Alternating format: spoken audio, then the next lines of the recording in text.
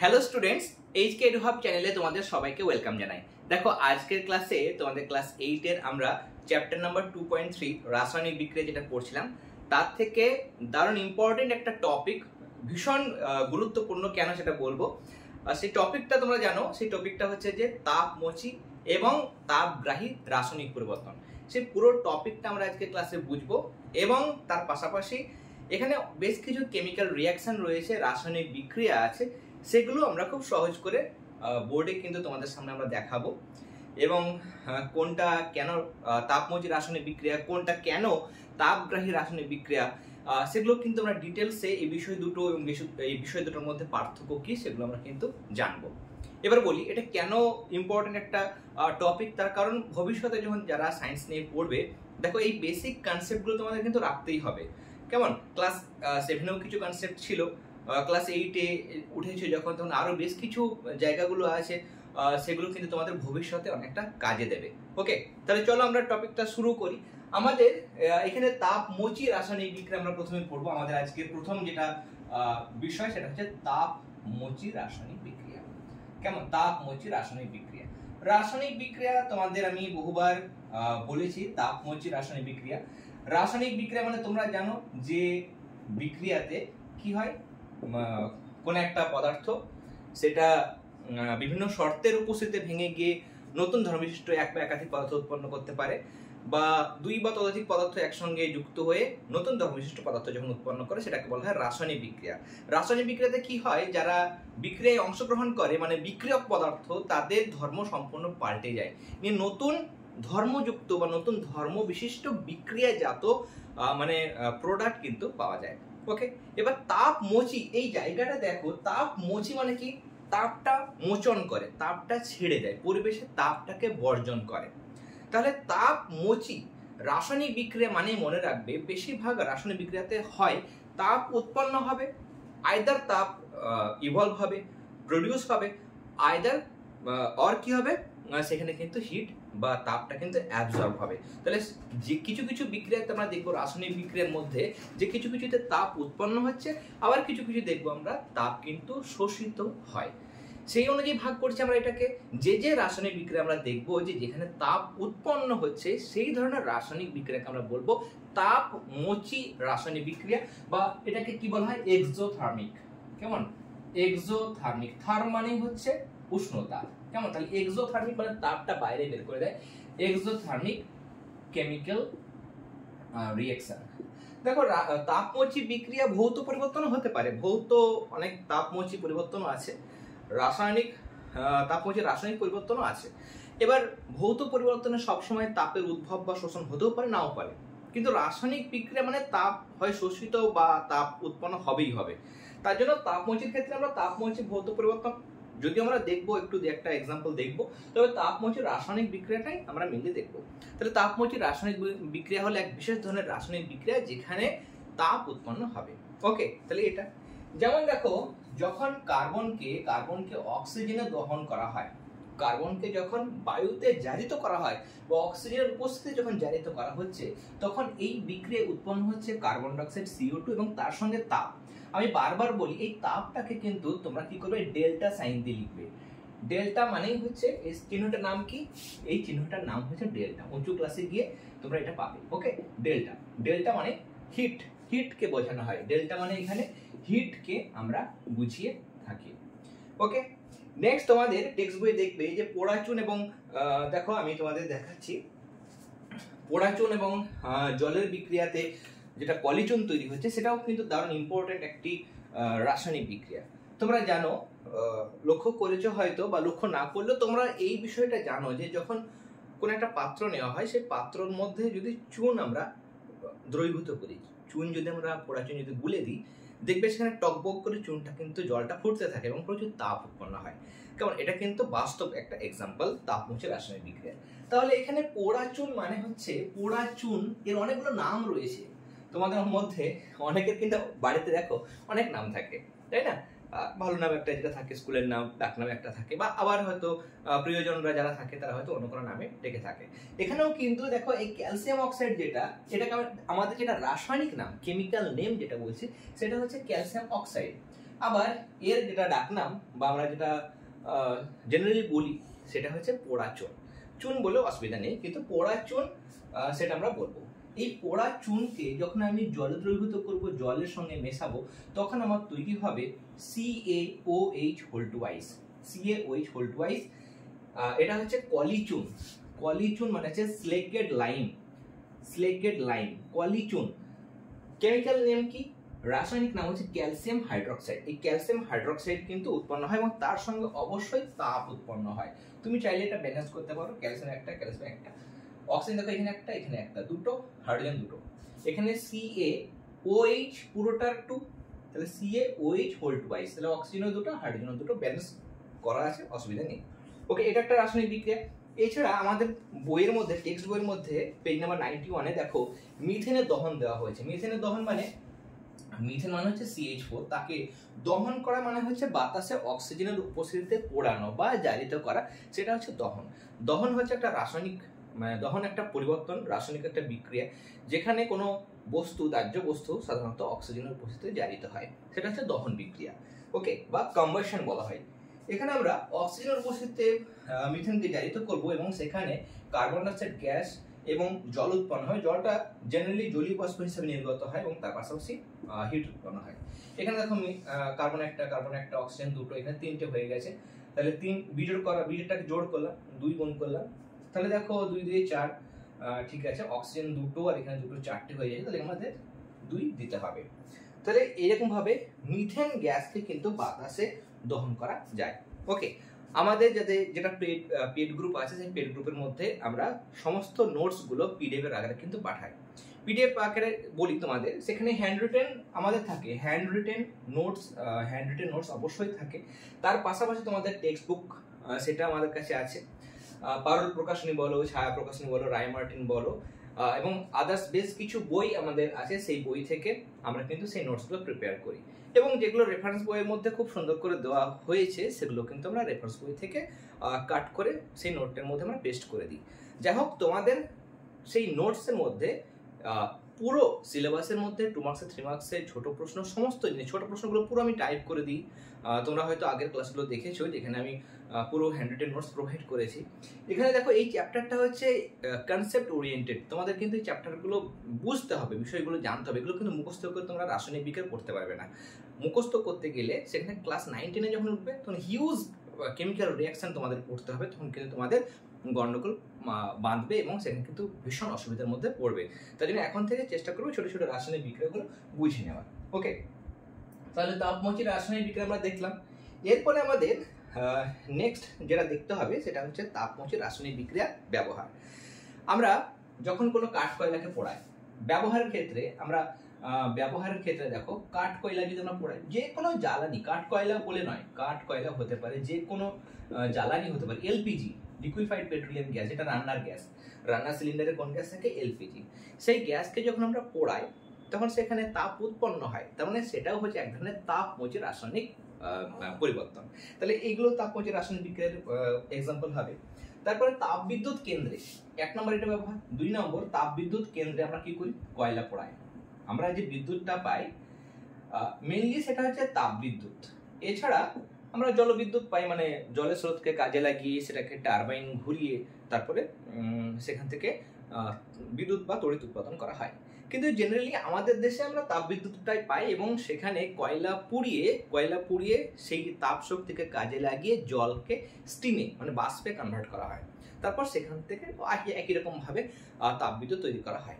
তাহলে এখানে এই যে তাপবিদ্যুৎ কেন্দ্রে প্রচুর পরিমাণে যে কয়লাকে পোড়ানো হচ্ছে, তাপ উৎপাদন করা হচ্ছে, তাহলে কয়লা পুড়িয়ে তাপ পাচ্ছি, সেটাও কিন্তু এক ধরনের তাপমোচী বা এক্সোথার্মিক কেমিক্যাল রিঅ্যাকশনের এক্সাম্পল। এছাড়া ওয়েল্ডিং যখন করা হয়, বা ধাতু ঝালাই, কেমন ওয়েল্ডিং যখন করা হয়, তোমরা হয়তো দেখেছো, ধাতুকে জোড়া লাগার কাজে ব্যবহার করা হয় এবং বিশেষ ধরনের চশমা বা দেখবে মাথাটা মানে হেলমেটের মতো একটা ব্যবহার করে এবং ঝাল দেওয়ার জিনিসটা হয়, ঝাল দেওয়া হয়। তো সেখানে কি গ্যাস ব্যবহার করা হয়? অ্যাসিটিলিন গ্যাস ব্যবহার করা হয়। অ্যাসিটিলিন মানে হচ্ছে C2H2, অ্যাসিটিলিন। এই গ্যাসটার নাম হচ্ছে অ্যাসিটিলিন গ্যাস। ওকে, এগুলো সম্পর্কে তোমরা ক্লাস 10 এর ডিটেলসে পড়বে। জৈব যৌগ বলে একটা চ্যাপ্টার তোমাদের আছে ক্লাস 10 এর একদম লাস্ট চ্যাপ্টার, জৈব রসায়ন। জৈব রসায়নের মধ্যে বা অর্গানিক কেমিস্ট্রির মধ্যে তোমাদের এটা পড়তে হবে। সেখানে ওয়েল্ডিং এ কি করা হয়, এই মিথেন গ্যাসকে বাতাসে দহন করা হয় এবং প্রচুর তাপ উৎপন্ন হয়, প্রায় 2000 ডিগ্রি সেলসিয়াস, এই 2000 থেকে 3000 ডিগ্রি সেলসিয়াস তাপ উৎপন্ন হয় এবং সেই তাপে লোহাও গলে যায় এবং এর ফলে কিন্তু ধাতুগুলো জোড়া দেওয়ার কাজে এগুলো ব্যবহার করা হয়। এবার প্রশ্ন আসছে যে এই যে ঝালাইয়ের কাজে, আমাদের নোটস থেকে আমি প্রশ্ন দিচ্ছি তোমাদের, যে ঝালাইয়ের কাজে অক্সিজেন অ্যাসিটিলিনের মিশ্রণ ব্যবহার করা হয় কেন, এবং যখন ঝালাই করা হয় তখন প্রিকশন বা সাধারণ যে সতর্কতা, কি কি সতর্কতা তাদের মেনে চলতে হবে, কি কি সতর্কতা মেনে চলতে হবে সেটা আমরা দেখবো। আমাদের টেক্সট বুকের মধ্যেও রয়েছে। আমি বারবার বলি, তোমরা যেহেতু অনেকে রিকোয়েস্ট করেছো, তোমাদের রিকোয়েস্ট আমি সবসময় রাখি। তোমরা বলেছো টেক্সট বুকের বিষয়গুলো পুরো বুঝিয়ে দেওয়ার জন্য। অনেকেই বলো যে টেক্সট বুক পড়তে গেলে আমাদের অসুবিধা হয় বা বুঝতে অসুবিধা হয়, তার জন্য টেক্সট বুকের কোনো এমন পোর্শন থাকবে না যেটা আমি আমাদের ক্লাসে আলোচনা করবো না, সবগুলো তোমাদের কভার করা হবে। তোমরা শুধুমাত্র ক্লাসগুলো শেষ পর্যন্ত মনোযোগ সহকারে দেখবে। দেখো, ঝালাইয়ের কাজে আমরা এখনই আলোচনা করলাম, ঝালাইয়ের কাজে যখন অ্যাসিটিলিন গ্যাসকে অক্সিজেনের সাহায্যে দহন করা হচ্ছে বা পোড়ানো হচ্ছে, অ্যাসিটিলিন আর অক্সিজেন, অ্যাসিটিলিন এবং তার সঙ্গে অক্সিজেন গ্যাসের মিশ্রণ, এবং সেখানে উষ্ণতা হচ্ছে প্রায় 2000 ডিগ্রি সেলসিয়াস, এবং এত উচ্চ উষ্ণতায় লোহাও কিন্তু গলে যায়। ওকে, তাহলে এটা হচ্ছে একটা তাপমোচী রাসায়নিক বিক্রিয়া।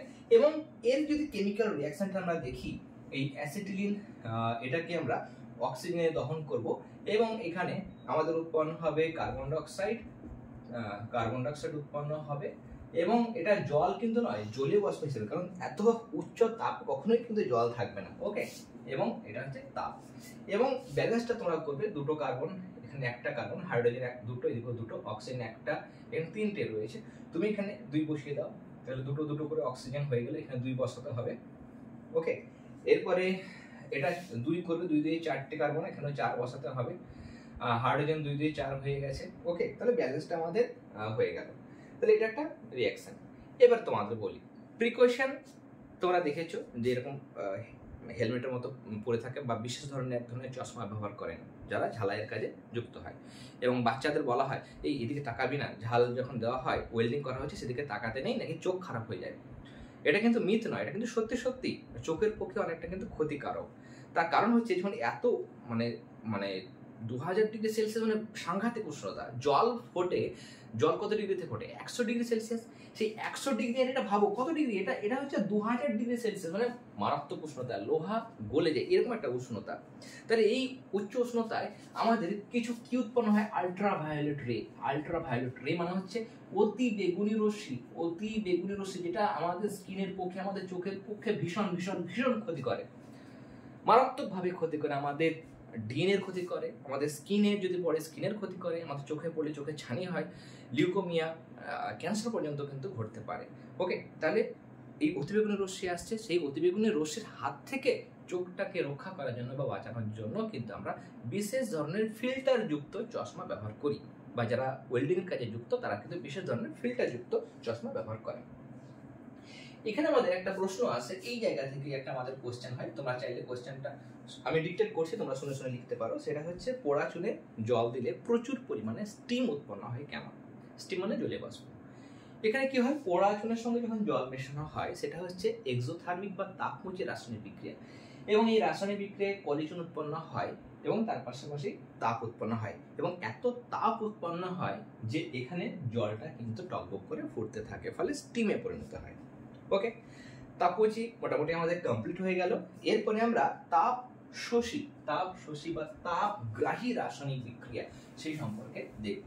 আমরা যেমন এক্সোথার্মিক দেখলাম, এবার দেখব এন্ডোথার্মিক।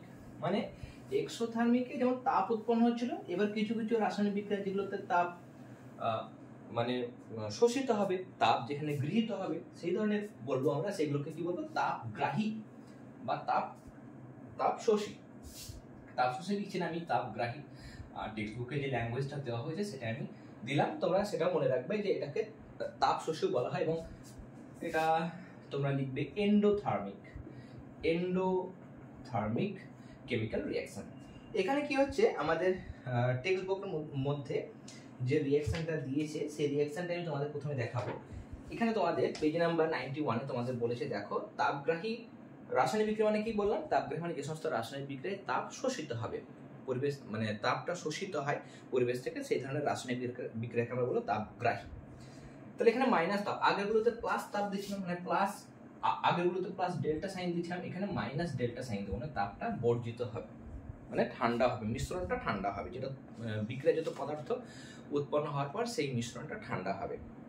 আমাদের এক্সাম্পল দিয়েছে যে তাপগ্রাহী ক্ষেত্রে কঠিন বেরিয়াম হাইড্রোক্সাইডের জলযুক্ত ক্রিস্টাল, বেরিয়াম হাইড্রোক্সাইড মানে BaOH whole twice dot H8H2O, এটা হচ্ছে কেলাসাকার পদার্থ। যতগুলো কেলাস হয় তাদের মধ্যে কিছু কেলাস জল থাকে, যেমন বেরিয়াম হাইড্রোক্সাইডের মধ্যে 8 অণু জল থাকে, এবং ক্রিস্টাল যেগুলো হয় তাদের মধ্যে জল থাকে বলে তাদের একটা বিশেষ রং হয়। ওকে, তাহলে বেরিয়াম হাইড্রোক্সাইড তার সঙ্গে কঠিন অ্যামোনিয়াম ক্লোরাইডের বিক্রিয়া ঘটাবো। যদি আমরা কঠিন অ্যামোনিয়াম ক্লোরাইডের বিক্রিয়া ঘটাই, এখানে যখন আমরা কেমিক্যাল মানে ব্যালেন্স করব তখন 2 অণু অ্যামোনিয়াম ক্লোরাইডের বিক্রিয়া ঘটাতে হবে। সেখানে আমাদের উৎপন্ন হয় BaCl2 বেরিয়াম ক্লোরাইড, কেমন তার মধ্যে 2 অণু জল যুক্ত থাকে, তার সঙ্গে তৈরি হয় 2 অণু NH3 মানে হচ্ছে অ্যামোনিয়া, এবং তার সঙ্গে 8 অণু জল উৎপন্ন হয়, এবং এখানে মাইনাস তাপ, কেমন। তাহলে এখানে তাপগ্রাহী রাসায়নিক পরিবর্তন, এখানে কি হলো, যে উষ্ণতা ছিল আমরা যদি থার্মোমিটার দিয়ে মাপি, এখানে একটা কাদা কাদা মিশ্রণ তৈরি হয়। কেমন মিশ্রণ তৈরি হয়? কাদা কাদা একটা মিশ্রণ তৈরি হয়, এবং এর উষ্ণতা কিন্তু কমে যায়। ওকে, তাহলে এটা একটা তাপগ্রাহী রাসায়নিক পরিবর্তন, দারুণ ইম্পর্টেন্ট। দেখো এটা একটু ডিফিকাল্ট, একটু জটিল একটু রাসায়নিক বিক্রিয়া, তার জন্য মনে রাখা অনেকটা কষ্টকর। সেখানে প্র্যাকটিস করবে, লিখে লিখে প্র্যাকটিস করবে। আর একটা যেটা রাসায়নিক বিক্রিয়া আছে, চুনা পাথর CaCO3, চুনা পাথরকে যদি আমরা 1000 ডিগ্রি সেলসিয়াস উষ্ণতায় উত্তপ্ত করি, তাহলে এটা বিয়োজিত হয়ে যায়। এটা কি হবে? বিয়োজিত হয়ে যাবে, মানে ডিসোসিয়েশন হবে। বিয়োজিত হওয়ার ফলে এটা ক্যালসিয়াম অক্সাইড, তার পাশাপাশি কার্বন ডাইঅক্সাইডে ভেঙে যাবে। ওকে, তাহলে চুনা পাথরকে যদি আমরা 1000 ডিগ্রি সেলসিয়াসে উষ্ণতায় উত্তপ্ত করি, তাহলে ক্যালসিয়াম অক্সাইড উৎপন্ন হচ্ছে, এবং তার সঙ্গে কার্বন ডাইঅক্সাইড উৎপন্ন হচ্ছে, এবং এখানে কিন্তু মাইনাস তাপ কিন্তু বর্জিত হয়। তাহলে এই একটা হচ্ছে তাপমোচী রাসায়নিক পরিবর্তন। ওকে, নেক্সট তাপগ্রাহী এবং তাপমোচী ভৌত পরিবর্তনের কিছু উদাহরণ দেখব। কেমন? ভৌত পরিবর্তনের মধ্যে এবার আমাদের কিছু দেখতে হবে। ভৌত পরিবর্তন আমরা রাসায়নিকের মধ্যে দেখলাম, তাপমোচী এবং তাপগ্রাহী রাসায়নিক পরিবর্তন দেখলাম। এবার কিছু দেখবো আমরা তাপমোচী ভৌত পরিবর্তন। তাপমোচী মানে যদি জলের মধ্যে আমরা যে কোনো অ্যাসিড, যেমন দেখো H2SO4 সালফিউরিক অ্যাসিড মেশাই, তাহলে সেখানে কিন্তু আমাদের তাপ উৎপন্ন হয়। তাহলে এটা হচ্ছে তাপমোচী রাসায়নিক পরিবর্তনের এক্সাম্পল। বেবির আওয়াজ তুমি তোমরা সবাই শুনতে পাচ্ছ, একটু অ্যাডজাস্ট করে নেবে, কেমন। যদিও তোমাদের এই মুহূর্তে আমি একদমই ক্লাস দিতে পারতাম না, তবুও তোমাদের যেহেতু এক্সাম রয়েছে, তোমাদের সিলেবাস শেষ করার ব্যাপার রয়েছে, তার জন্য আমি ক্লাসগুলো প্রোভাইড করছি, যাতে করে এই জায়গাগুলো দেখো বোর্ডে বোঝানোর বিষয়, বোর্ডে বোঝালে তোমাদের এই জায়গাগুলো খুব সুন্দর করে তোমরা বুঝতে পারবে, তার জন্য আমি বোর্ডের মধ্যে তোমাদের বোঝাবার চেষ্টা করছি। ওকে, তাহলে যদি একটু সাউন্ড আসে, আওয়াজ আসে, তাহলে তোমরা কিন্তু সেগুলো অ্যাডজাস্ট করে নিও, কেমন। তাহলে এটা তাপমোচী ক্ষেত্রে কি হচ্ছে, জলের মধ্যে যখন আমরা সালফিউরিক অ্যাসিড, যে কোনো অ্যাসিড যখন মেশাই, গাঢ় অ্যাসিড মেশালে এখানে তাপ উৎপন্ন হয়, এটা তাপমোচী ভৌত পরিবর্তন। তাপগ্রাহী যদি বলি, তাপগ্রাহী ভৌত পরিবর্তন কি হয়? হ্যাঁ, অবশ্যই হয়। ভৌত পরিবর্তনে তাপ শোষণ, তাপ বর্জন হতে পারে, নাও পারে। তাপ উৎপন্ন যেগুলো হবে ভৌত পরিবর্তন, সেটা তাপমোচী ভৌত পরিবর্তন। তাপ শোষিত হলে তাপগ্রাহী ভৌত পরিবর্তন। কিন্তু একদম সিউরিটি নেই ভৌত পরিবর্তনের তাপ উৎপন্ন বা তাপ শোষণ হবে, কোনো সিউরিটি নেই, হতে পারে, নাও পারে। কিন্তু রাসায়নিক পরিবর্তনে হবেই, হয় তাপ উৎপন্ন হবে মানে তাপমোচী, বা তাপ শোষিত হবে মানে তাপগ্রাহী।